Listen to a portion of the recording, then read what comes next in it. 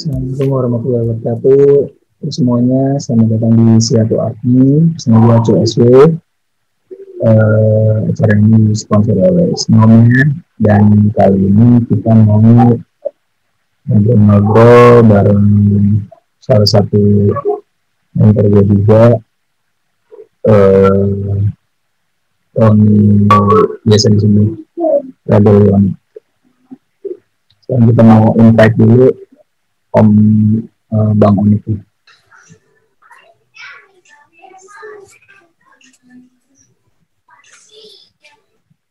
Cek. Beneran suaranya? Beneran. Sip. Oke, ini dia nih Bang Rebellion nih. Gimana? Ini apa kabar, Bang? Baik. Ya.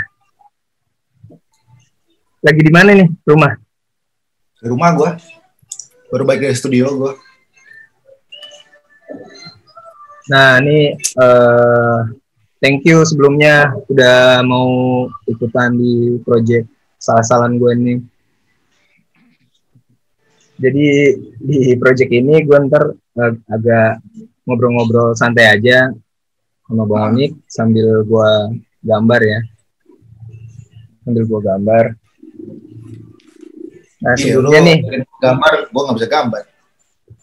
Tadi malah kan gue bikin story tuh di story gue di Instagram. Kalau hari ini gue bakalan ngobrol sama Bang Onik. Terus yang mau nanya silakan ini aja kan nulis. Banyak yang mengira Bang Onik ini street artist. Enggak belum ini. Cuma kali ini gue lagi pengen, karena dulu kan sempet gue ikutan kelas malam tuh, kelasnya Bang Onik. Ya. Nah, banyak di situ Bang Onik ngomongin tentang branding, yang gue tangkap sih ya gitu ya. Nanti kita mungkin ngebahas banyak hal tentang itu, mungkin bisa jadi pelajaran buat nanti teman-teman yang nonton ini. Tapi sebelumnya boleh dong Bang Onik perkenalan diri dulu. Buat yang belum kenal, teman-teman yang belum kenal. Iya, gue juga kaget lo kontak. Nih kita gambar bareng. Lah, gue gambar. Gue nggak terlalu banyak gambar. Ya walaupun kalau gue kenalin profesi gue, kalau sekarang sih gue on board di ONX Studio sebagai creative director sama principal. Kemudian ya profesi gue sih ya seniman sama desainer lah kalau bisa dibilang. Itu profesi aktif sekarang. Sisanya ya hobi-hobian aja lah. Gitu. Ya karya gue sih nggak ada yang gambar, banyak kan sih fotografi sama instalasi. Ya, buat yang belum tahu, Bang Onik ini bikin karyanya apa aja sih? Terakhir ini. Karya gue itu gue kasih nama. Jadi karya gue kasih nama Ultraviola Project. Karena gue pakai apa namanya? Gue tuh sebenarnya apa namanya gitu sebetulnya mix media lah ya. Mix media, tapi karena medium gue juga ada satu namanya UV yang menghasilkan warna-warna gue yang kenapa jadi ya, jadi shocking. Itu sih dia makanya nama Ultraviola. Karena emang sebenarnya karya gue itu kenapa warnanya kayak gitu juga ya karena gue suka warna gitu aja sih. Akhirnya gue cari sistemnya kita. Iya. Gue ngerokok nggak apa-apa ya? Apa-apa. Tapi jangan rokok sambil minum. Enggak. Gue sambil gambar, jadi gue kalau misalnya kurang memperhatikan lo, itu gue lagi gambar, bukan yang nggak merhatiin. Oh, gitu. Nah, maksud gue yang gue ajakin gambar bareng ya itu iseng-iseng aja sih. Maksudnya gambar itu juga cuma coret-coret aja. Iya. Nah, gue emang terakhir ngelihat karyanya Bang Onik itu di yang Lapangan Banteng sama Aqua tuh ada. Nah, project-project yang bersama brand itu Bang Onik dapatkan itu gimana caranya sih Bang? Bisa dikasih tahu gak? Oke, kalau banyak kan sih gue di kontak sama brand. Jadi so far ya gue memposisikan gue kiper aja sih, gue nunggu bola aja lah gitu. So far sih kayak gitu. Biar bolanya datang sih gue ya banyak melakukan beberapa inisiatif project lah gitu ya. Secara nggak langsung itu jadi brandingan gue gitu. Sisanya ya gue main aja. Jadi emang gue bikin sharing session, gue bikin kegiatan permainan yang lain itu ternyata bagian dari ini gue promosi gue lah, marketingan. Sisanya mah main-main aja. Ya so far sih karena main mereka jadi pada tahu. Jadi pas butuh sesuatu yang berhubungan dengan karya gue, mereka kontak gue. Gitu. Ngegabungin keperluan brand sama karya itu ngegabunginnya gimana Bang? Maksudnya kan kalau gue lihat Bang Onik karyanya itu installation ya, instalasi warna-warni. Iya, ada dua dimensi juga. Itu kayak maksudnya menggabungkan karya Bang Onik ke brandnya itu gimana sih? Apa meeting dulu? Maksudnya kan kayak Aqua kemarin sih nyambungnya ke Aqua itu gara-gara ada banyak botol Aquanya kan ya, kalau nggak salah ya. Sebenarnya sih mereka cuma bilang sih ini gue pengen ada karya lu, tertarik dengan karya lu, kan itu namanya commission project ya. Jadi commission project itu berarti kita ada satu dialog dulu sebelumnya. Gitu. Ya mungkin profesi gue yang anomali ini yang desainer dan seniman mungkin lebih buat gue secara pribadi ya. Gue bisa melihat seni yang gue aplikasikan ke desain, ya gue bisa mendesain sesuatu hal yang dibutuhkan oleh klien lah. Gitu. Jadi gue bisa mengcombine itu. Gitu. Makanya kalau lo bilang gimana menghubungkan karya dengan brand, ya itu pertama mereka suka dengan karya gue. Ya, siap. Kedua, mereka juga request, bisa nggak sih kalau karya lu tuh relate dengan konsep kita gitu, konsep kita ya bisa aja gitu. Ya itu di situ mungkin sisi desainer gue nongol, kemudian karya gue aplikasikan di situ yang kompromi dengan brand yang terjadilah karya original. Itu anak-anak lagi berantem Bang. Ya, namanya juga anak bocah, gitulah. Itu suka duka WFH. Nah, Bang Onik ini punya studio, Onik Studio, sama seketika ya, kopi. Ya, ruang seketika.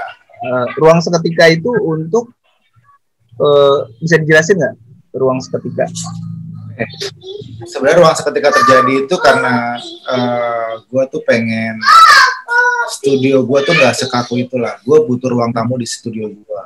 Mungkin lu pernah di gudang Sarina ya, ngalamin. Itu kayak gue pengen bikin studio gue itu open untuk semua orang gitu. Jadi gue bikin ruang tamu terbuka di tengah, ada kopinya. Jadi orang tuh nyaman lah gitu. Karena gue juga nggak tahu ya, gue sangat suka bertemu dengan orang baru yang datang out of nowhere. Kita berdiskusi, dialog. Yang mostly sih memberikan insight, kalau nggak memberikan hal-hal baru yang akhirnya bikin gue tahu kenapa gue ya mungkin lu sering lah ke Gudang Sarina dulu, format studio gue kan kayak gitu kan, bukan bekal yang tapi ya gue bagi private sama public lah. Itu ruang seketika yang akhirnya terjadi ruang seketika ketika di Tebet ternyata menjadi sebuah bisnis baru yang awalnya cuma sebagai inilah buat kolega, buat teman, buat orang-orang. Ya lu tahu sendiri lah gimana dulu. Gitu. Sekarang kan ternyata dengan tempatnya yang strategis, komunitinya kebangun, kemudian ada galerinya juga kan. Akhirnya ya ada Popo juga di sebelah gua gitu. Jadi itu jadi tempat yang sangat-sangat ideal untuk jadi meeting point. Dulu kan di ini ya. Dulu di Gudang Sarina, sekarang ke Tebet ya Bang? Tebet, sekarang gue di Tebet di Tebet Timur Dalam. kalau buat teman-teman yang mau gunain ruang seketika itu bisa, atau sistemnya kayak co-working space nyewa apa gimana? Sebenarnya itu ruang kosong sih, cuman gue formatnya gue bikin ini, gue bikin apa namanya, gue bikin open space, bisa jadi galeri, bisa jadi apa namanya meeting point gitu, jadi menarik lah gitu. Jadi nyewa juga boleh kok, itu per jam gue nyewainnya, karena kan emang ruangan itu kalau nggak dipakai ya disewain aja, jadi bisa buat running apa compound itu kan, itu compound gue bareng Popo, gue bareng Swaloka, ada Paul Studio, ada Rame-Rame Jakarta, ada Rio, udah ONX juga, Ugly juga. Jadi sebenarnya ya banyak kreatif apa ya entitas dalamnya gitu, seru lah sebenarnya. Kalau ONX Studio itu kayak, bisa lu jelasin nggak bang, ONX Studio bergerak di bidang apa? Studio tuh desain studio, jadi ONX Studio desain studio yang gua akhirnya beri nama studio itu 2011. Yang awalnya emang gue sendirian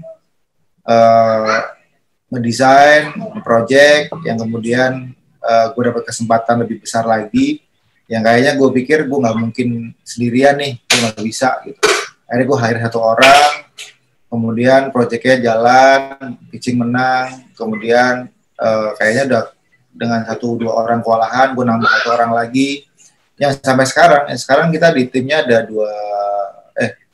10 orang lah, 10 orang di studio sekarang ya gitu. Yang orangnya tuh ya gitu aja ganti-ganti. Alasan lu membuat Onyx Studio apa sih? Alasannya dulu karena menurut gua sesimpel gua suka desain. Gua juga melakukan fotografi juga dulu kan, jadi fotografer. Kemudian iya sebenarnya studio itu kebentuk karena ya gue suka menjalaninya doang sih. Yang akhirnya setelah gue nge-hire 1 orang, ya mau nggak mau gue berpikir bisnis di situ lah. Ya mau nggak mau gue harus berprofesi, gue harus punya satu hal sustain bisnis gitu ya. Akhirnya udah gue ini aja, gue terusin, yang kemudian gue formatnya emang studio resmi dengan PT yang secara legal benar, secara sistem benar, ya karena kan gue udah nge-hire orang. Nah, itulah kenapa sampai studio terjadi sekarang. Betul udah hampir 10 tahun. Itu ada karena gue suka desain. Karena gue lihat salah satu ya bisa dibilang seniman yang lengkap, lu termasuk salah satunya gitu. Lu bisa berseni, lu juga punya usaha lu sendiri, dan banyak, maksud gue, lu seberapa pusing sih lu membelah otak lu untuk memikirkan itu semua? Oke, sebenarnya tuh gue pemalas cuy. Serius, gue pemalas. Kenapa gue bilang kayak gitu? Gue tuh gak suka satu proses desain, yang beberapa proses desain tuh gue gak suka sebenarnya. Kayak bikin FA, bikin apa tuh gue gak suka. Tapi gue lebih suka dari sisi developing design, kemudian creating konsep, kemudian cari klien, ketemu orang baru, itu part yang gue suka. Akhirnya gue pikir untuk mengurangi kepusingan yang lo bilang tadi, dengan banyaknya bisnis gue, kenapa nggak gue mencari tim aja gitu. Bisnis ini gue butuh tim yang kayak gini, ya gue setup aja gitu. Jadi terus terang gue sekarang lebih banyak jarang megang komputer lah gitu. Gue lebih di komputer tuh lebih kayak sekarang nih, online, kita ngobrol gitu. Sisanya yaudah tim gue aja gitu. Karena menurut gue skill mereka tuh bisa jadi di atas gue gitu. Yang mereka nggak punya di gue punya di mereka gitu. Ya kalau mereka nggak ada juga pusing gue. Jadi benar-benar bilang pusing apa enggak, gue jadi nggak pusing, karena gue yang ada melengkapi gue gitu. Jadi ya santai aja lah. Nah, gue pengen nanya pertama gini aja deh. Nah, lu pernah kerja nggak sih sama orang? Gue pernah kerja gue. Gue 2006 sampai 2009 gue kerja. Gue kerja di studio kecil di Fatmawati 3 tahun, hampir tahun gue kerja. Itu pertama kali gue nggak kenal siapa yang gue ngelamar kerjaan. 2006 sampai 2009, 2010. Apakah salah satu alasan lu bikin Onyx Studio itu karena lu udah nggak mau kerja lagi gitu sama orang, pengen mandiri gitu? Enggak juga, karena gue terus terang mungkin gue ngikutin arah hidup gue aja gitu. Mana yang membuat gue, hal yang mungkin gue ikutin adalah ya semua selama bisnis gue ataupun kerjaan gue atau hobi pun yang nyaman. Terus masalah tadi gue pengen mandiri apa enggak, sebenarnya itu ya siapa sih yang nggak mau pengen usaha sendiri lah gitu. Cuman waktu itu emang kayaknya di studio itu gue udah nggak fit nih gitu, kayak gue butuh playground yang lebih gede lagi gitu. Ya akhirnya gue bilang kayak gue harus sabar karena kayaknya banyak hal yang gue kerjakan gitu. Tempat itu seru, ternyata ya mungkin gue butuh tempat yang bisa ataupun butuh medium area ataupun aktivitas yang bisa mengakomodir mimpi gue lah. Ini apa yang lu pikirin nih Bang waktu pertama kali, maksudnya untuk memberanikan diri keluar dari pekerjaan dan ngikutin apa yang lu suka? Apa yang menyebabkan itu? Trigger apa gitu?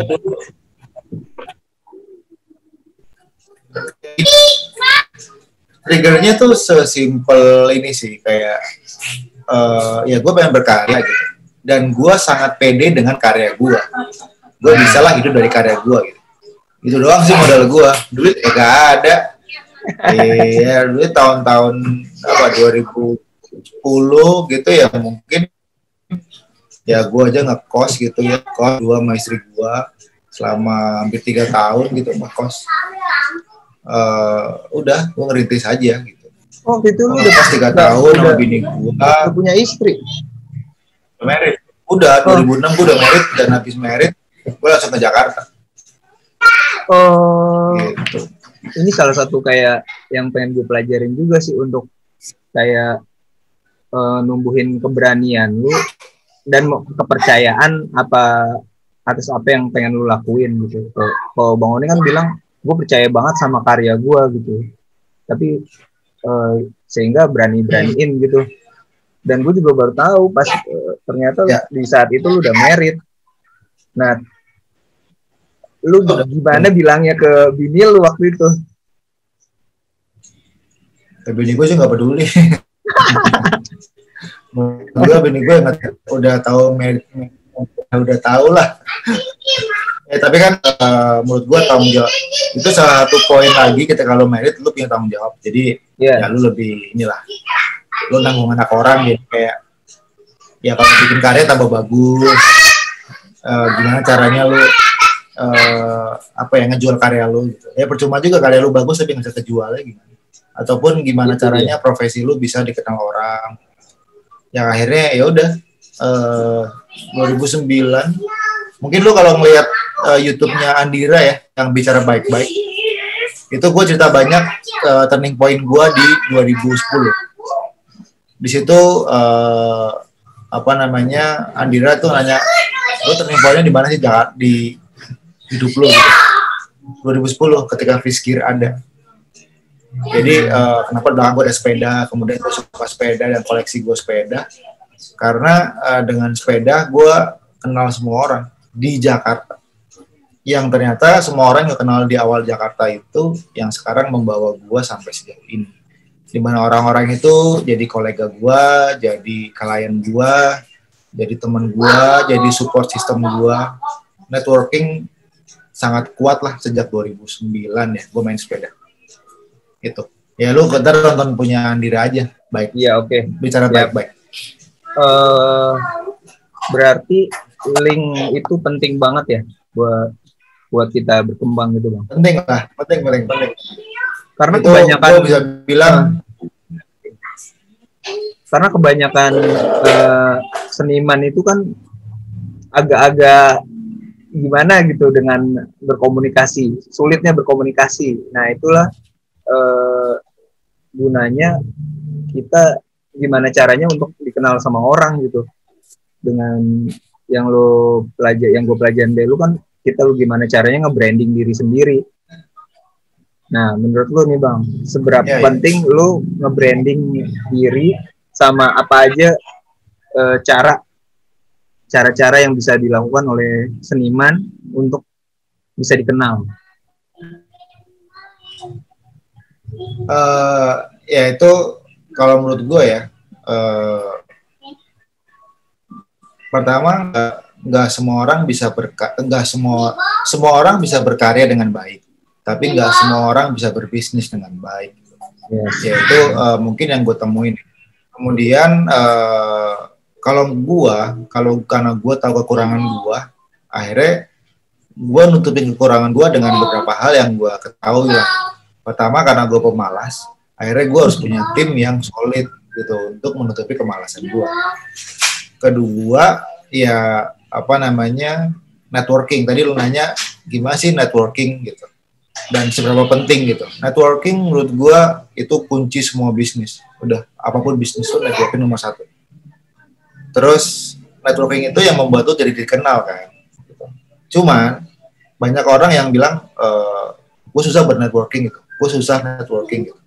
Ya menurut gue ketika lu susah networking, kenapa ada profesi namanya marketing?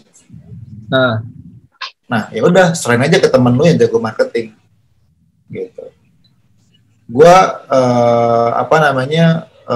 mungkin ya gue beruntung gue bisa jadi marketing diri gue sendiri gitu, karena gue suka main, gue bisa ngobrol apapun, gue bisa kemana-kemana dengan mudah gitu ya. Gue nggak gampang, gue nggak picky lah gitu kalau mau nyari temen gitu. Mungkin itu kelebihan gue bisa memarketingkan diri gue sendiri. Nah, tapi orang juga males kalau ketemu lu kalau secara branding, secara self branding ya. Pertama, komunikasi itu nomor 1 sih. Kayak lu, cara komunikasi lu ngehe, komunikasi lu tuh nggak enak, ngomongnya ketinggian, ataupun lu ngomong selalu nggak enak lah gitu. Itu juga satu penilaian penting ya. Dan gue sangat memperhatikan penampilan. Semua orang bilang, ya kan gue seniman, gue bebas dong, gue harus berpakaian gitu. Ya nggak, ya itu pilihan. Cuman menurut gue, ya be smart lah gitu. Be smart dalam artian, lu bisa kok berpakaian lu banget, tapi ya karena lu pengen diterima karya lu di khalayak lebih lebar, ya lu harus menghormati khalayak lebih lebar juga gitu. Ya gue bukannya nggak setuju dengan orang yang berpenampilan seniman sesuka mereka gitu. Gue ya karena gue nggak ada hubungannya sama gue, ya gue nggak peduli lah gitu. Cuman yang gue lakuin ya gue tetap respect dengan apa orang yang gue temuin. Misalkan masa ketemu orang misalkan ajak meeting makan malam gitu, ya lu pakaian lu gimana gitu, mau ngomong kan lu harus menyesuaikan, tapi tetap dalam pakaian yang lu serapi-rapinya lu tetap ada lu nya lah gitu. Misalkan kalau gua akan tetap pakai kemeja, tapi kemeja itu yang gimana gitu. Kemudian mungkin rapi banget gua pakai sneakers. Jadi tetap ada hal-hal yang membuat signature lu tuh nggak hilang gitu, tapi tetap representatif lu sebagai seniman gitu. Jadi buat gue networking, self branding, terus how to sell your artwork, ya itu satu kombinasi yang harus lu kuasai gitu untuk sustain lu sebagai manusia berbisnis gitu. Kalau enggak, ya bismillah aja, semoga banyak. Kalau ada perbandingan gitu, seberapa perbandingannya art lo sama bisnis lo tuh gedean mana sih Bang? Gue bilang dua-duanya tuh gue nggak bisa bandingin, karena itu dua-duanya satu komposisi yang memang gue ciptakan untuk saling support gitu. Jadi lo bilang kuat mana sih? Ya nggak ada yang kuat, semua itu saling support. ada satu karya yang emang itu porsinya gede, desainnya kecil. Ada yang emang satu karya yang emang desainnya kuat banget, tapi gue kasih art sedikit. Nah, ketika lo bilang karya gue terhadap bisnis gue, ya itu sama kuatnya menunjang bisnis gue juga, karena semua bisnis yang gue gagas itu emang semua integrated gitu. Terintegrasi semuanya, art, desain, F&B, kemudian gue bikin gigi orbat, sustainable material, itu semua terkoneksi gitu. Jadi ketika gue satu gerakan itu, misalkan gue bikin satu promosi, gue bisa menggapai semua bisnis gue. Gitu sih. Kayaknya dengar itu berarti semua seniman itu butuh belajar bisnis atau berkolaborasi dengan yang berhubungan dengan art bisnis ya. Ya makanya kan ada art dealer kan. Ya. Ada art dealer gitu. Ya ketika lu gue nggak bisa ketemu orang, gue nggak suka ketemu orang, tapi karya gue bagus dan gue, ya udah, satu solusinya adalah ya lu nyari temen yang emang bisa menjual karya lu, atau lu emang ya udah ke art dealer aja, bisa nggak karya gue dijual ya, jadi pokoknya tahunya gue gambar aja gitu, ya bisa. Jadi gimana cara jadi lu, tapi ya kalau lu masih tetap pengen hidup dari karya lu, ya gimana ya, harus berbisnis kan, karena nggak ada rumusnya ketika lu aku nggak mau karya gue laku, tapi gue pengen hidup dari karya gue. Bisa. Ya kalau emang lu pengen jadi seniman ya udah total menurut gue seniman juga bisnis kan, menurut gue. Atau juga bisa jadi harus mencoba hal baru. Ini kayak gue misalnya bikin project di mana gue seorang yang bingung kalau ngobrol sama orang, tapi gue sedikit belajar gitu, maksudnya buat ngobrol sama lu atau sama narasumber gue yang kemarin gitu. Kalau lu sendiri mencoba hal baru itu seberapa pentingnya, Bang? Gue selalu mencoba hal baru. Menurut gue lu tuh nggak bisa, karena gini, gue tuh sangat suka hal-hal baru. Gue sangat suka creating hal baru. Karena menurut gue ya lu ketika lu berbisnis gitu ya, inovasi itu lebih penting dibanding lu memaintain. Karena inovasi itu inovasi itu yang bisa membunuh pembajakan. Pembajakan nggak pernah ada melebihi pembajakan itu nggak pernah selangkah lebih maju dibanding inovasi. Inovasi adalah hal terdepan. Jadi menurut gua berinovasilah, karya lu gitu. Ya udah, inovasi apa yang bisa lo naikin dari karya lo, inovasi nggak perlu inovasinya harus kejauhan gitu. Simpel dulu kayak wah karya kayak lucu ya kalau mediumnya kaos, ya kan dulu kan orang taunya karya mediumnya ya harus kanvas lah gitu, harus apa. Sekarang kan udah mulai banyak dengan pergeseran dari demografi konsumen sekarang gitu. Kan itu lu harus adaptasi lah gitu. Karya-karya anak-anak muda sekarang kan juga udah mulai jadi kolektor lah. Start jadi kolektor yang mereka pasti beli karya dari murah dulu, yang mereka dulu, yang hype dulu gitu. Gitu sih. Kalau lu sendiri dalam membuat karya itu lu konsepin apa harus dikonsepin dulu ya kalau karya lu ya, Bang? Atau gimana? Pasti sih. Ya mungkin kelebihan gua adalah gua bisa bikin konsep dengan mudah. Gua nggak tahu, karena pas kuliah gua didonder untuk bikin konsep dari mulai masuk kuliah sampai lulus kuliah. Makanan gua harus membuat konsep, karena gua dulu arsitek di Parahyangan Bandung. Gua tiap 3 bulan gua harus mempresentasikan sebuah karya.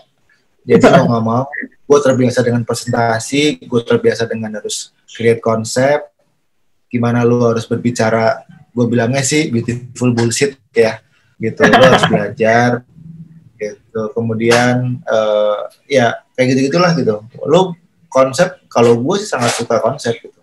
Walaupun kadang-kadang gue punya istilah namanya black box lah gitu. Dimana gue kadang bikin bentuk dulu, baru gue bikin konsep.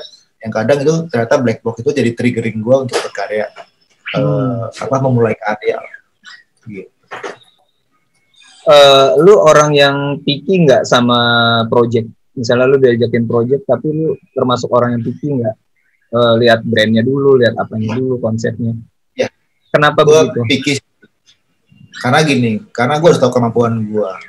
Jadi gue pilih bukan karena itu brandnya kecil, brandnya gede ataupun brandnya apapun. Cuman kadang-kadang mereka memilih gue tuh nggak sesuai dengan brandnya. Misalkan, nih gue pengen dong karya lu. Oh, dan yang paling menarik nih ya, kadang-kadang mereka tuh, oh ya kita akan bikin karya, kita besok akan, dia udah sama gue nih depan-depanan.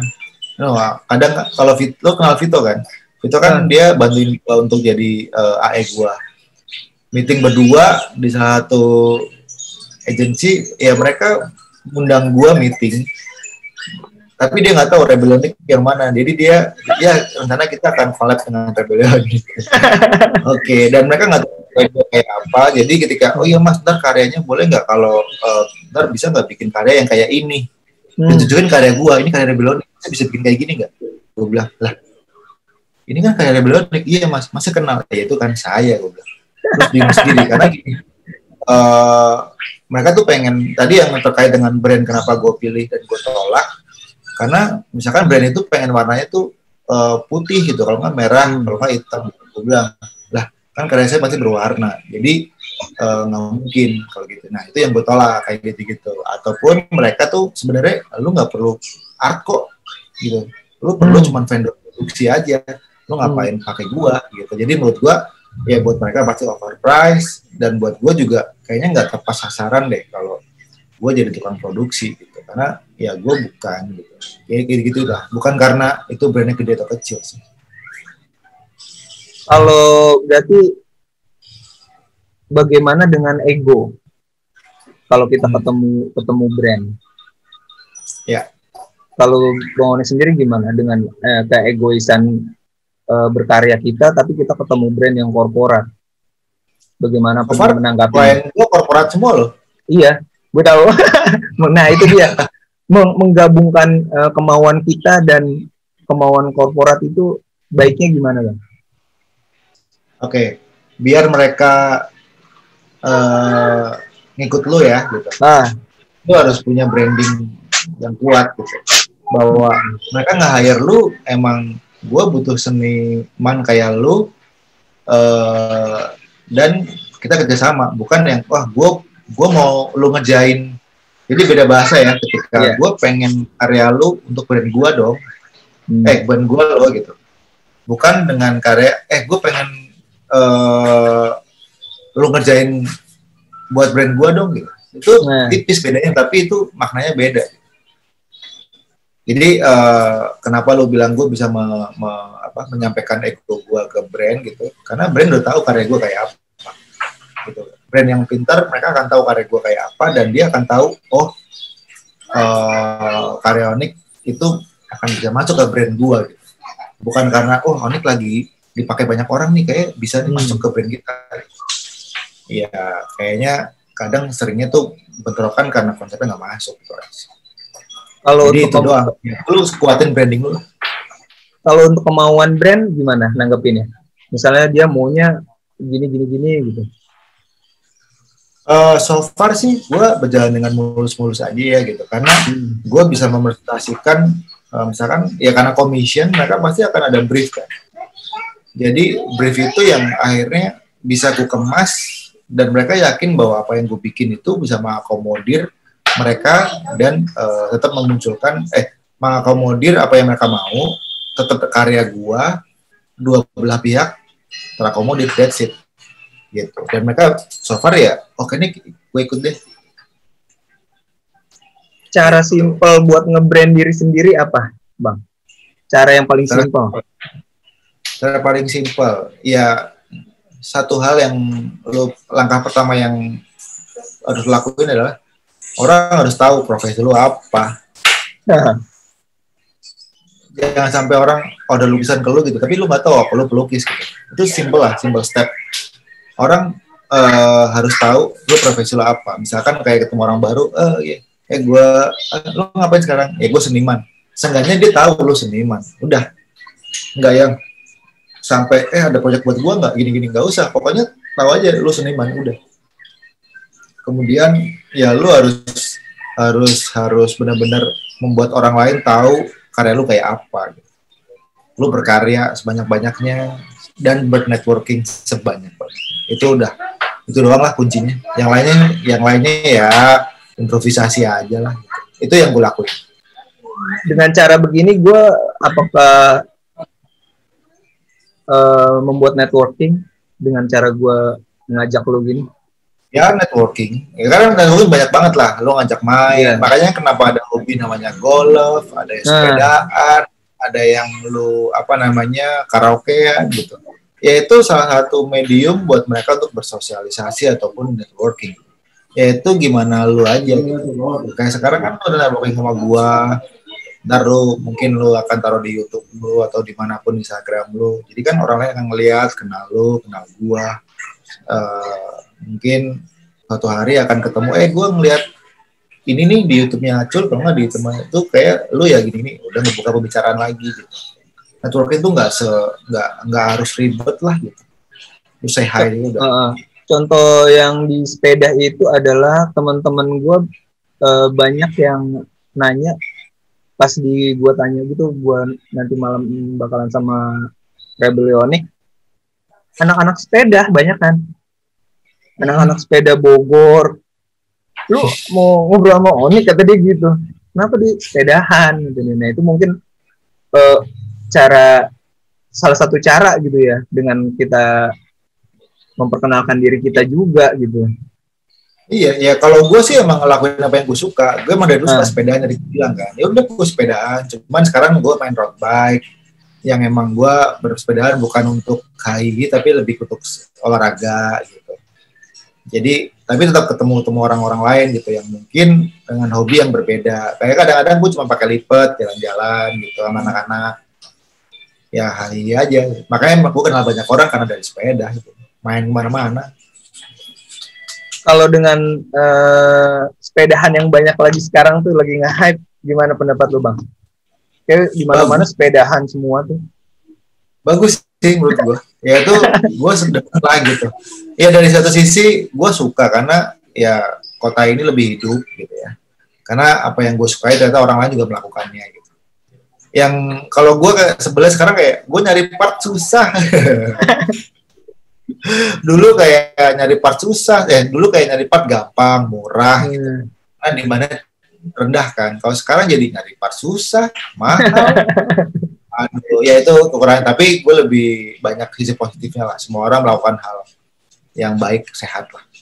Ya gue suka sih. Salah satu yang gue pelajarin di kelas malam juga adalah bagaimana caranya kita menghargai karya. Maksudnya memberi harga ke karya. Karena dulu lu sempat bilang lu dari awal udah menggunakan golden, ya kan? Lu pernah cerita itu, lu dari awal walaupun saat itu kere gitu. Yoi. Nah, dan dari situ lu jadi kayak punya nilai gitu. Nah, gimana caranya kita menghargai karya itu ya sih pertanyaannya. Maksudnya membuat harga untuk karya kita. Oke, menentukan harga karya lu ya. Itu kalau ya karena karya lu juga ya serah lu sebenarnya sih gitu. Lu mau main karya di mana? Kalau gue dari awal gue punya project Ultraviola, gue ngeset harga gue emang tinggi gitu. Karena gue yakin karya gue nih keren banget gitu. Itu part of marketing ya. Karya gue keren banget dan gue pengen dijual harga segini gitu. Yang saat itu akan, wah anjir mahal banget ya. Ya nggak apa-apa. Ya gue menggunakan bahan terbaik. Gue mencurahkan hal terbaik dalam hidup gue untuk bikin karya ini. Ya gue rasa gue akan jual segini. Karena ya value itu yang worth it untuk digantikan.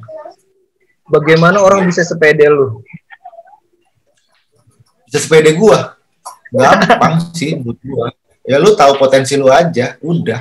Ya, lu tahu kekurangan lu, udah. Sebenarnya kayak lu pede tuh nggak ada ruginya.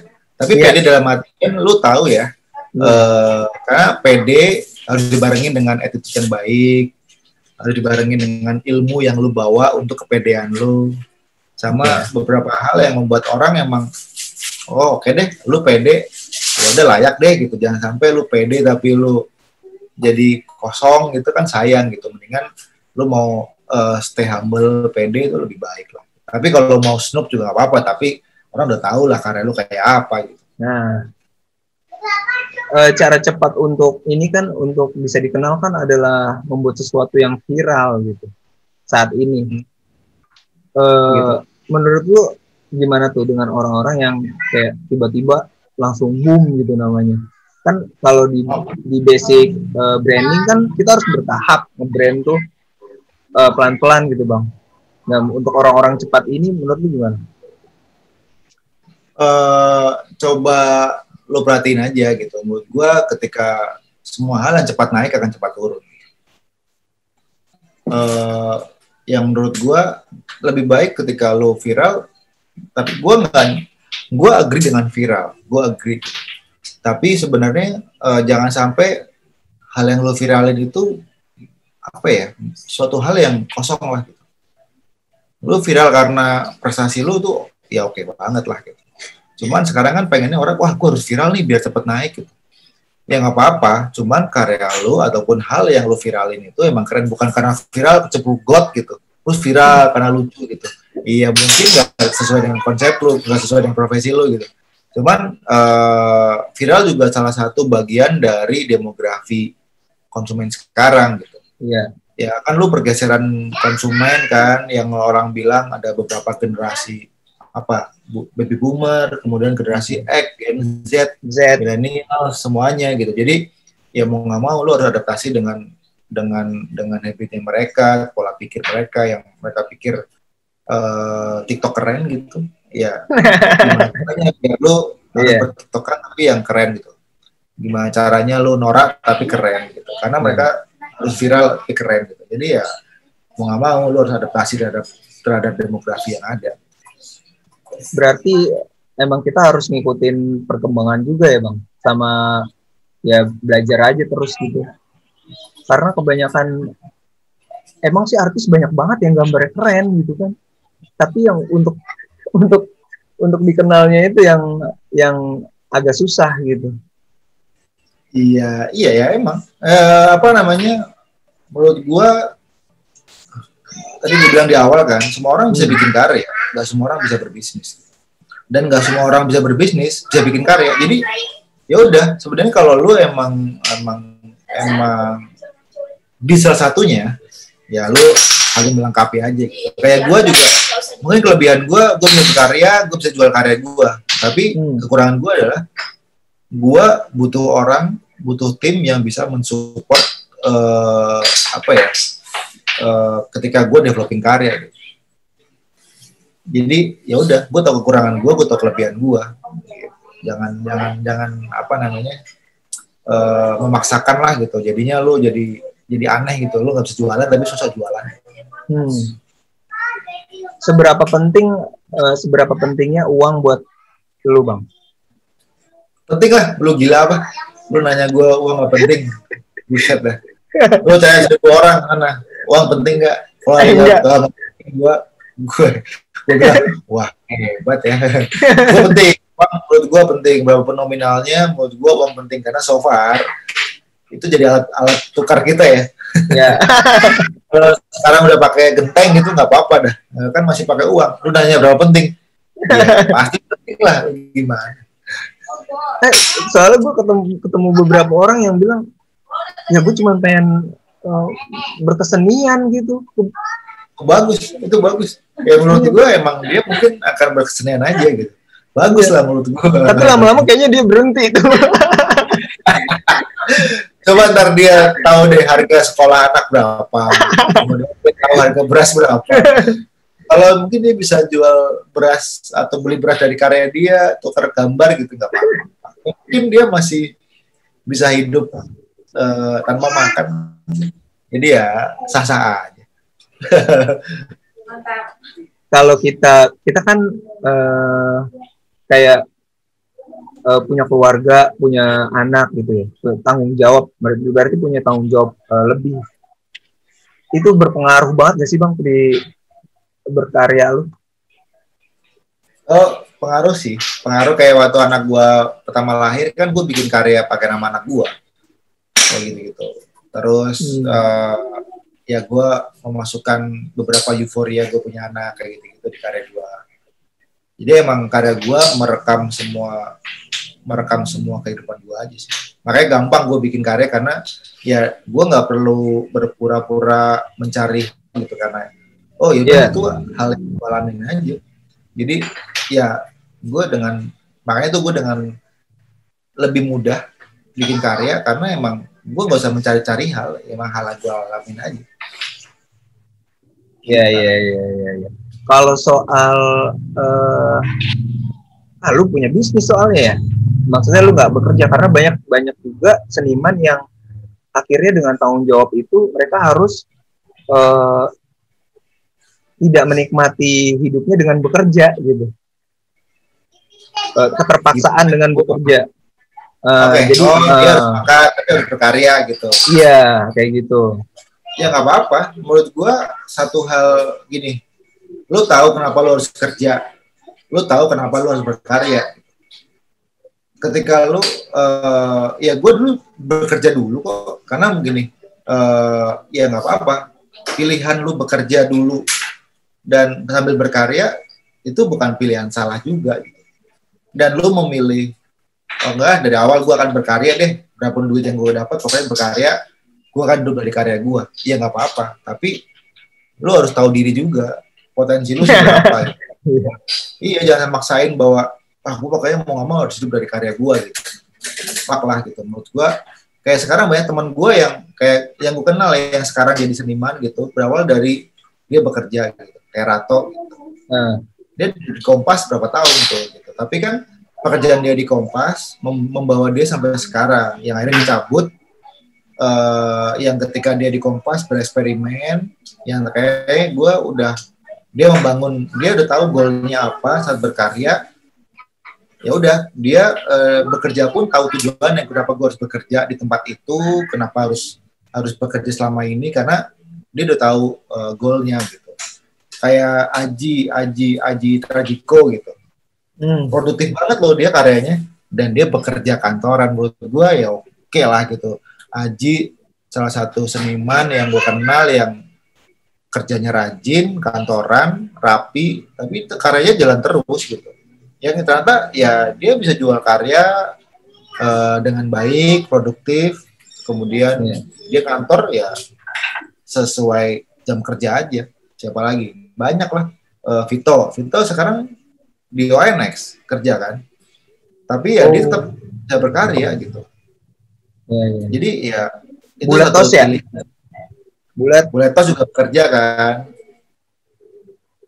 Gitu. Kalau ini orang memanage hidup lu aja sih. Berarti dalam segala hal kita tuh harus punya goal gitu ya. Ya iya, kalau enggak lu gimana? Oke, gue pengen kaya nih, atau goal gue apa ya gitu. Terus lu menjalani hidup apa? Karena gini, goal itu jadi benchmark lu. Iya. Perlu. Kalau lu tanya gitu ya harus. Kalau enggak, gimana? Lu benchmark lu dari apa? Kalau gue kan bekerja dan berkarya juga Bang. Suka-suka kecampur jadinya. Misalnya nih kayak Silatu Art ini, gue ingin belajar sesuatu hal yang baru dengan ngobrol gitu dengan orang. Tapi di satu sisi gue juga ingin menghasilkan dari ini gitu. Jadi tergabung gitu. Kayak gimana ya, gue bingung nyeritainnya. Menggabungkan. Ya, lu pengen karya, tapi lu juga pengen hal baru ini langsung menghasilkan buat lu gitu kan. Gimana caranya bekerja? Ya itu kayak gini, gue bikin podcast juga. Tapi gue juga melakukan podcast itu bukan karena wah gue akan bikin podcast karena biar gue dapat duit deh. Enggak, karena gue bikin podcast karena gue butuh collect data. Gitu. Itu yang pentingnya. Jadi kayak kenapa di bisnis gue ini gue butuh collect data dengan cara gue menginterview berapa orang. Gitu. Nah, ternyata interview yang gue lakukan itu, wah kayaknya seru nih kalau orang lain juga tahu gitu. Iya. Udah gue bikin podcast. Kalau ternyata podcast gue jalanin dan dapat duit ya, menurut gue itu nilai lebih lah. Tapi bukan tujuan gue bukan bikin podcast untuk cari duit. Emang gue bikin podcast untuk cari ilmu dan cari informasi gitu. Ya itu kan cara gue mengupgrade diri. Jadi kalau lu bilang, kadang kecampur nih karya sama kerjaan, ya salah lu juga. Kenapa nggak lu manage gitu? Goal lu manage juga. Kemudian ekspektasi lu manage. Kemudian waktu lu manage gitu. Mana yang emang pro bono, mana yang emang money making gitu. Lo harus bedain. Nggak semuanya lo gagas untuk money making gitu. Itu sih yang jadi selalu jadi masalah gue juga, dan banyak teman-teman juga kayak nge-manage waktu sama goal gitu. Karena banyak orang juga kayak go with the flow aja gitu, jalan aja. Yang penting tetap ya itu emang jadi balik lagi ke tujuan hidup ya. Ya iya, ya kan lu punya teman networking tadi. Ketika lu banyak networking dan ketemu orang-orang keren, lu akan terinspirasi juga kan. Dan lu tahu ilmu mereka kayak apa, lu terapin aja. Gitu. Kalau dalam berkarya, kok lu mengambil kayak instalasi dan ultraviolet itu lu dapat dari mana sih, Bang? Wah, ya kan gue arsitek. Jadi kayak sebenarnya karya gue instalasi itu tuh ke pola pikir arsitek gue. Pola pikir arsitek gue terapin di situ. Nah, kalau warna emang itu gue suka warna itu, dan gue punya pengalaman setahun dengan warna itu ketika gue kuliah. Jadi ya gue terapin aja. Memori gue lah. Yang tadi gue bilang, semua yang gue keluarkan dalam karya itu emang semua yang gue alami. Jadi nggak usah ribet. Jadi kayak gue sedang nyari hal apa ya, perasaan sedih apa, ya tai kucing lah itu. Gue yang gue alamin gue keluarin. Kalau influence ada gak dalam berkarya? Semua teman gue influence gue. Oh gitu. Jadi semua teman gue menginfluence semua karya gue. Kalau Popo dapat influence apa dari Popo? Ya Popo menurut gue dengan ketekunan dia membalas semua chat-chat yang gak penting itu menurut gue oke gitu. Kemudian pola pikir mereka yang berseberangan sama pola pikir gue yang berseberangan dengan gue gitu. Ya itu jadi hal baru buat gue, insight lah. Oh ternyata ada ya orang pola pikirnya kayak gini. Kalau berkarya kayak apa? Ya menurut gue dia memberikan insight gue dengan pola pikir berbeda gitu. Jadi ya menurut gue oke lah gitu. Itu yang gue dapat dari Popo ya, yang dia kayak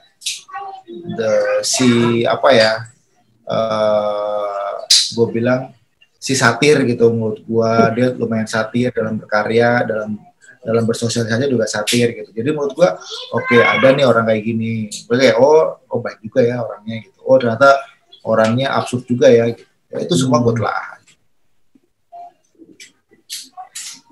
Kalau untuk nextnya, lu dalam berkarya sih, lu pengen apa Bang? Pengen ngapain? Dalam berkarya, gue pengen mencoba medium baru lah.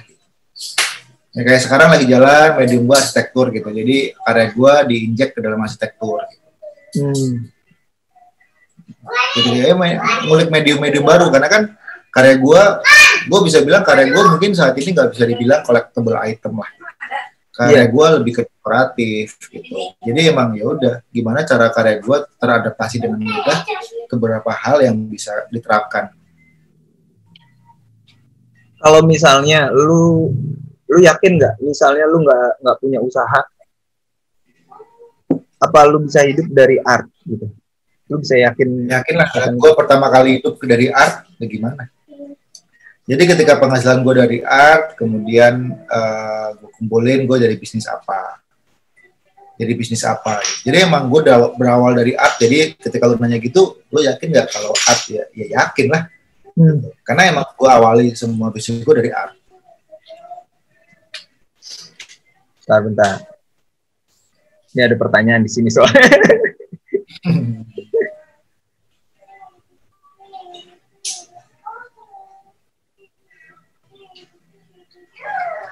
Nah, gue paling keren tuh di di IG lu yang sama BM. Ya. Itu ngapain tuh Bang? Ngapain? Nyupir. BMW, gue collab aja, kolaborasi sama BMW. Ya itu satu kanvas gue yang paling menarik sih. Ya gue bisa, ya BMW salah satu brand mobil yang gue suka gitu ya. Karakternya, secara brand karakternya gue suka. Kemudian dapat kesempatan untuk collab gitu, untuk bikin sesuatu di mobilnya gitu ya. Gue suka-suka aja. Ya seru lah gitu. Menurut gue kesempatan itu jarang datang 2 kali. Bentar.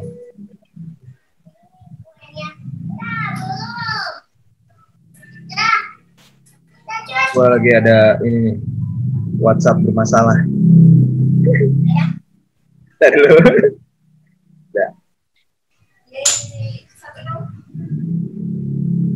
Soal ini berpakaian. Ya. Karena dulu sempat lu bilang lu suka pakai sneakers yang berbeda tali, berbeda warna. Nah, mungkin itu salah satu cara lu buat nge-brand diri lu sendiri. Ya. Sebenarnya kayak lu nge-branding itu lu dapatkan dari orang apa inisiatif aja sih Bang? Maksudnya lu cari-cari sendiri apa emang udah emang gue suka gitu? Sebenarnya ketika lu harus tampil ke depan orang harus ingat terhadap lu. First impresi apa yang bisa lu tampilkan kepada mereka? Pakaian salah satu hal yang tidak dipungkiri adalah satu hal yang dilihat orang. Pakaian. Mungkin orang bilang, iya kan jangan dilihat dari pakaian gua dong. Ya nggak apa-apa. Tapi pola pikir itu nggak berlaku di gua. Gua akan lihat orang dari pakaian. Tetap dari packaging gitu ya. Pertama kita ngeliat orang. Iya menurut gua walaupun orang itu ngehe banget tapi packagingnya bagus gitu, mungkin gua akan lihat dia bagus juga ya. Dia sekalinya gua bisa ngebaca orang dari apa yang dipakai lah. Gitu. Jadi menurut gua ketika lu pengen mengkomunikasikan diri lu, berpakaianlah sebagai komunikasi lu. Ya kadang gua pakai kaos dengan kata-kata apa ataupun desainnya kayak apa, itu yang pengen gua sampaikan. Ya gue sebagai gue desainer ataupun sebagai gue baik antusias ataupun gue sebagai seniman gitu, apa yang gue pakai gue pengen orang tahu bahwa itu yang mau gue sampaikan. Kalau di semua yang udah lu punya sekarang itu kayak udah tercapai belum sih mimpi-mimpi seorang Onyx? Gak tahu, gue cuman pokoknya gue berkarya dengan baik.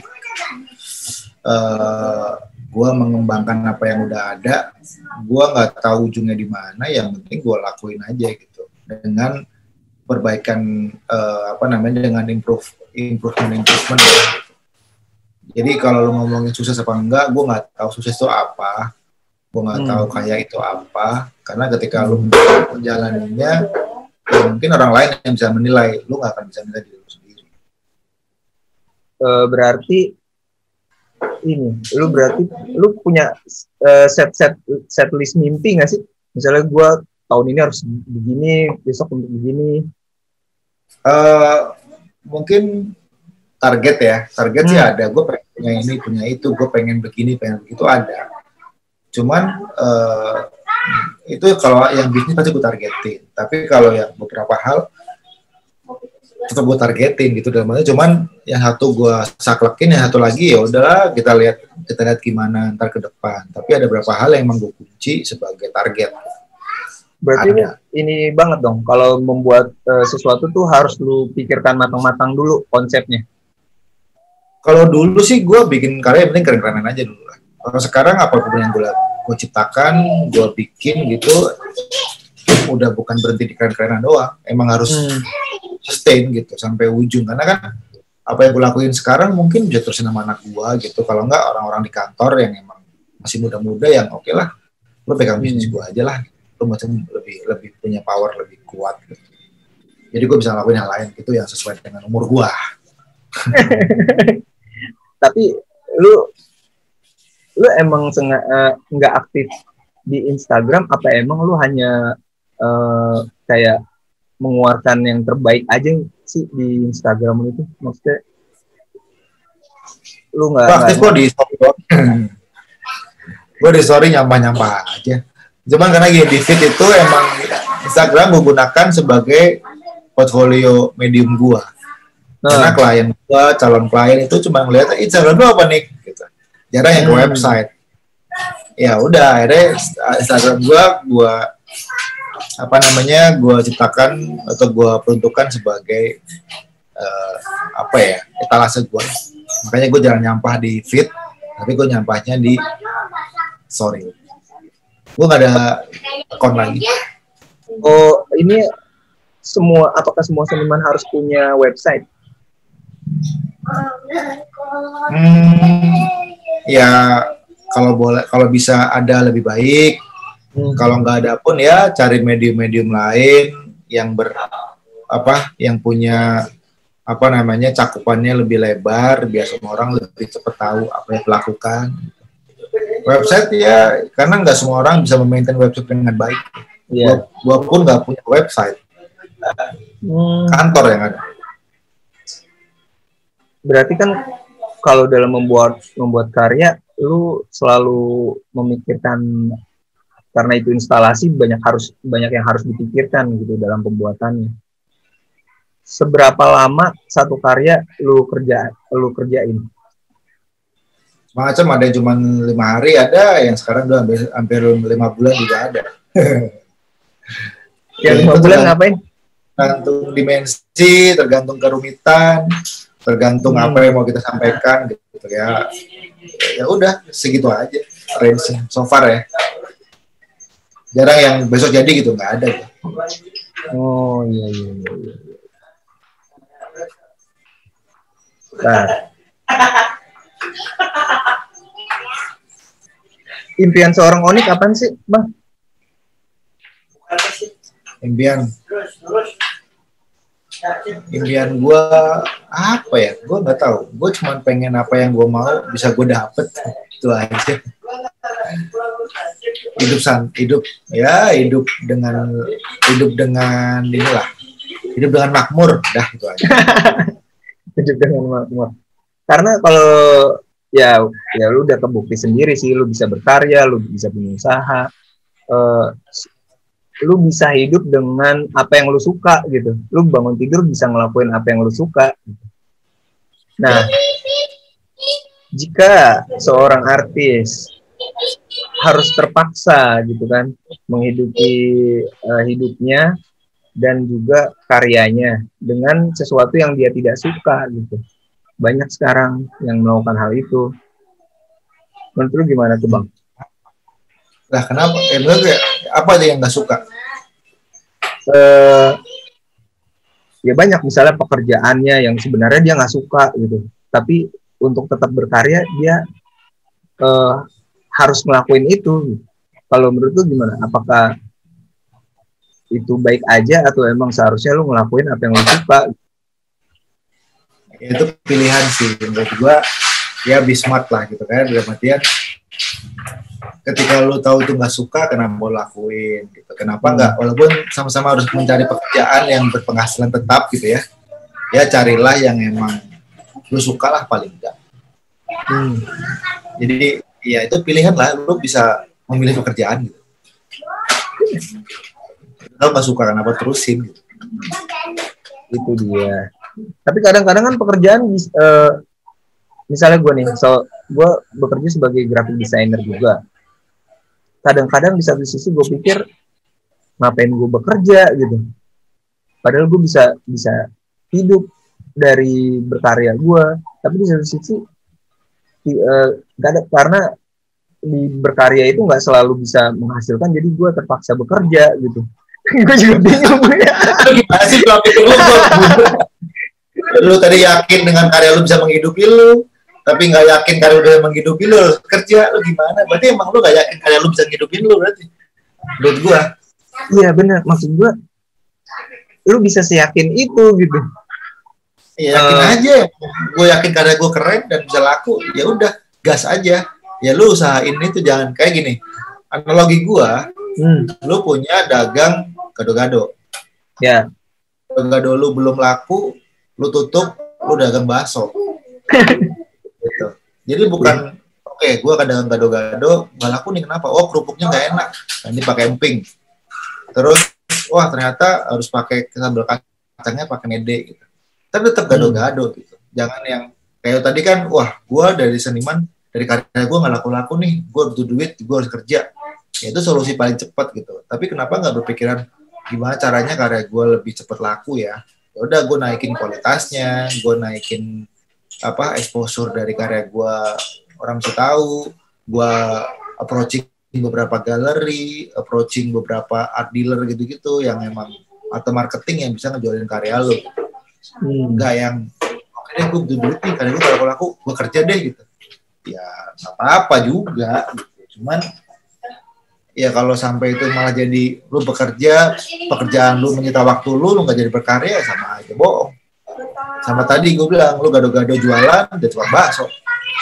Ya makanya gue bilang seberapa pusing otak lu untuk maintain semuanya, karena gue cuma bekerja dan berkarya aja, tabrakan waktunya itu benar-benar lumayan chaos gitu. Karena kan gue punya tim yang menurut gue punya tim terbaik yang bisa mensupport semua hal gue. Gitu. Jadi ya gue nggak pusing, ya gue hai aja gitu, karena semua tim gue udah terbaik. Kalau gue nanggepinnya dengan karena gue suka gitu. Kalau gue suka, gue perjuangin. Sehabis bekerja ya berkarya malamnya gitu. Terus kenapa nggak lu perjuangin karya lu aja? Kalau lu emang suka karya lu nggak suka bekerjanya kan? Ya betul sekali. Ya, kenapa? Ya lu kadang lu lapar, lu itu kan membuat karya lebih baik. Gue karena gue dan banyak teman-teman gue juga yang gue tanya gitu, karena responsible sama tanggung jawab keluarga sih kebanyakan bang. Makanya gue pikir lu dan bini lu udah berkomunikasi dengan sangat baik pas lu udah berpikiran untuk keluar dari kerja dan fokus di berkarya gitu. Ya bini gue gak ada pilihan lagi, ya udah gila ke gue gitu, gimana lagi.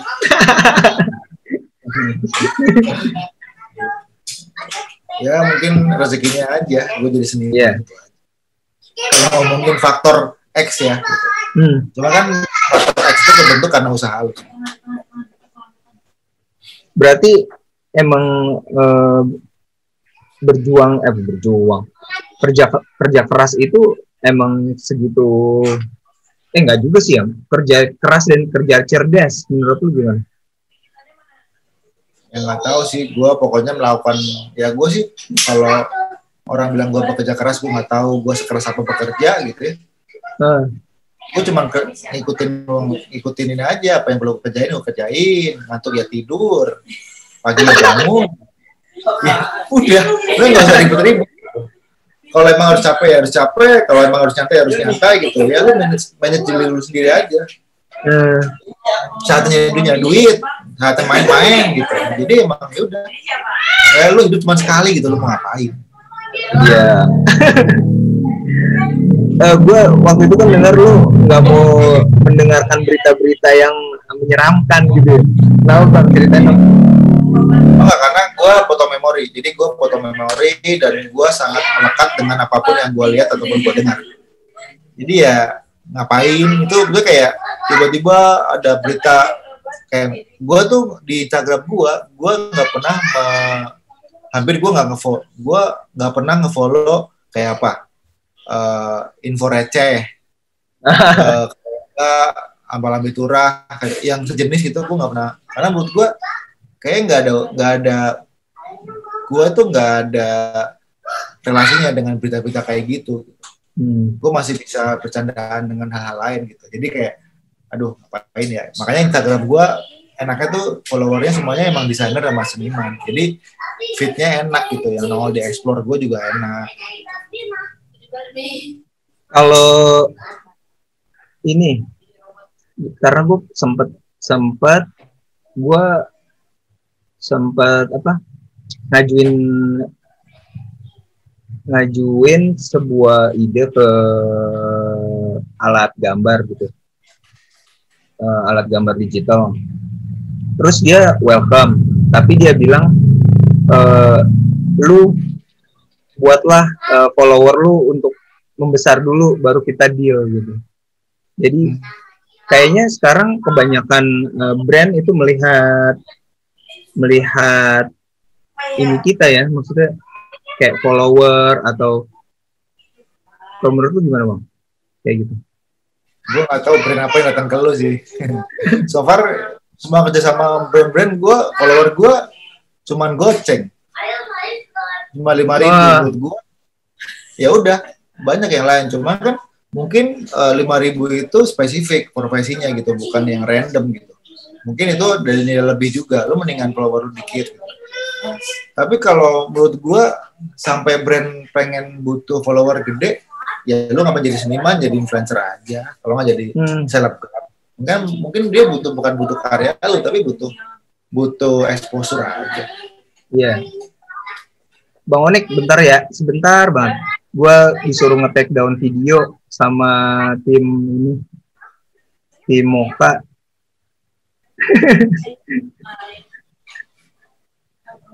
Sedang ini nih, ada sesuatu. Bentar bang.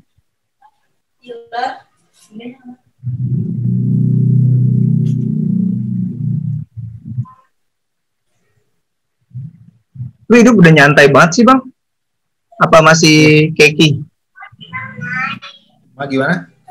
Lu sekarang hidup udah santai, apa lu kayak masih mencari-cari apa yang belum lu dapatkan? Ya enggak sih, gue cuma mengerjakan apa yang gue suka aja, berinovasi. Ya udah, jalanin aja. Karena gue lihat lu dengan lu berkata gitu kayak hidup itu ya udahlah gitu. Maksudnya? Ya udah, lu mau ngapain? Gue pengen nanya ke lu, hidup lu mau ngapain? Pengen nanya gitu. Lu harus gimana dengan kehidupan lu? Coba, gue pengen nanya ke lu deh. Coba gimana? Kalau ya udah ada ya, karena tiap hari kan akan berbeda. Jadi apa yang harus dilakukan selain menghadapi kehidupan? Itu karena gue udah kehabisan pertanyaan. Tapi tadi dulu, bentar dulu. Bentar ya. Gue ngubungin Popo susah banget bang. Apa? Sesibuk itu dia. Popo nggak tahu, gue jarang ketemu juga. Bukannya sebelahan kan? Ya bukan berarti gue harus di seketika terus ya. Kalau seketika kopi seketika itu emang buat pelengkap ruang seketika atau gimana awal pembuatan itu? Seketika kenapa? Seketika bersama Nona kopi, lu membuat itu karena emang buat kayak pelengkap di ruang seketika, karena ya tempat itu untuk. Iya kan tadi di awal udah gue bilang bahwa si seketika itu emang awalnya jadi ruang tamu gue di studio. Supaya teman jadi bisnis itu dia, ya udah jalanin aja. Kan lumayan jadi tambahan. Bisa buat beli Harley. Hey. Next udah ada project lagi bang? Banyak. Untuk karya? Sombong. Banyak. Serius?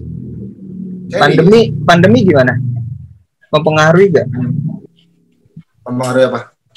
Dari pekerjaan sama berkarya? Enggak. Berpengaruh. Serius. Gue cuma berpengaruh karena ya udah pola kerja aja berbeda. Kenapa emang? Ya nggak apa-apa, karena kan banyak yang juga terpengaruh dengan si pandemi ini gitu. Kayak soalnya karena lu nggak ada yang ini ya, maksudnya nggak ada yang harus bertemu banyak orang sering ya di pekerjaan. Ya, tim gue masih work from home dari mulai Maret. Oh, jadi nggak ada yang di studio? Nggak ada. Pas udah kosong. Kopi seketika masih buka? Masih.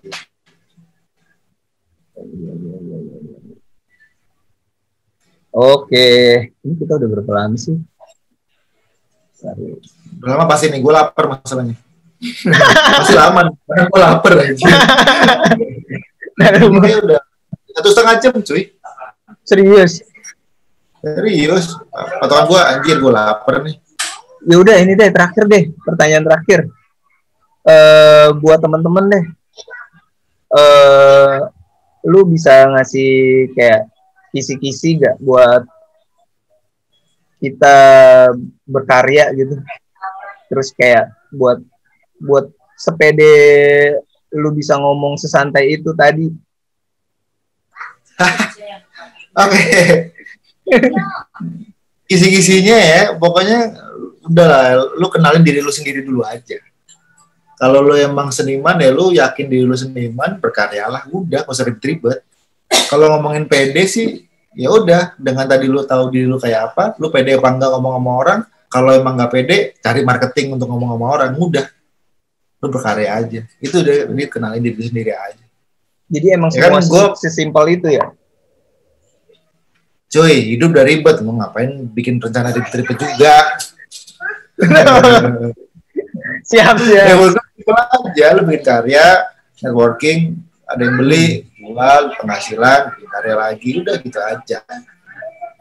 Itu yang gue lakuin dari zaman-zaman dulu, gitu-gitu aja.